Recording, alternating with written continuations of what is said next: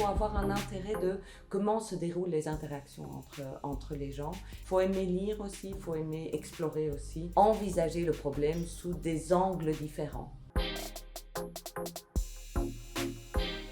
Est-ce que vous vous intéressez à comprendre le dessous des cartes? Comment fonctionne notre société?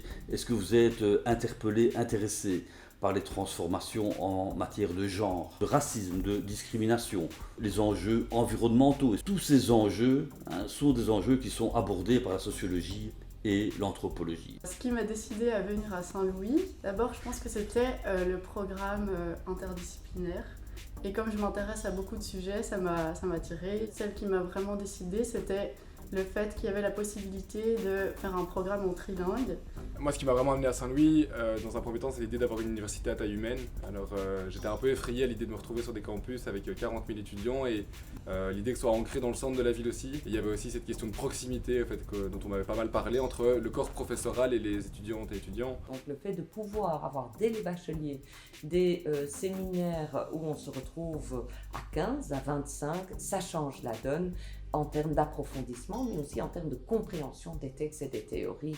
En première année, vous avez des cours d'histoire, de philosophie, de psychologie, de droit, un cours d'économie, un cours de sciences politiques et évidemment des cours de sociologie et d'anthropologie. Deuxième caractéristique de ces études, on vous apprend à décoder l'information, qu'elle soit écrite, qu'elle soit numérique, qu'elle soit audiovisuelle, qu'elle soit statistique.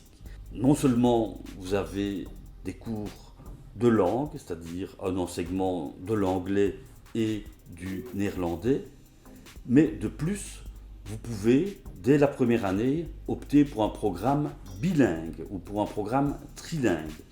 Donc dans les programmes bilingues et trilingues, on a jusqu'à un tiers des cours qui est enseigné dans une autre langue. C'est pas qu'une traduction vers le néerlandais ou vers l'anglais, c'est vraiment aussi introduire des étudiants à la culture académique néerlandophone ou anglo-saxonne.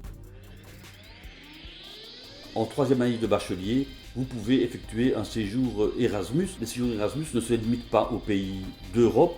Il y a également de nombreuses collaborations et de nombreux échanges avec les États-Unis, avec l'Amérique latine, avec l'Asie.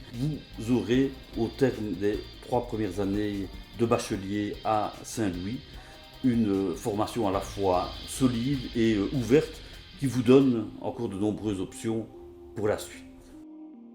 Et donc, après mes années à Saint-Louis, j'ai décidé d'enchaîner sur un master en administration publique. Ça fait 1 an que j'ai quitté Saint-Louis et maintenant je fais un master en gestion de l'environnement. Vous pouvez vous orienter vers la gestion des ressources humaines. Beaucoup travaillent comme responsables, dirigeants d'ONG. On trouve également des sociologues, des anthropologues dans l'action publique, au sein des institutions nationales ou européennes, au sein des nombreux centres d'études, universitaires ou non universitaires.